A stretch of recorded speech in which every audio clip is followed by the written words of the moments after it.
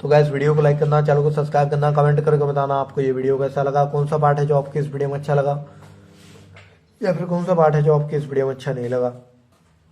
अगर आपको ये रिंगटोन पसंद आई या फिर आप ऐसा कौन सा भी रिंगटोन बनवाना चाहते हो तो आप हम पे कमेंट कर सकते हो। तो बस वीडियो को लाइक करो, चैनल को सब्सक्राइब करो।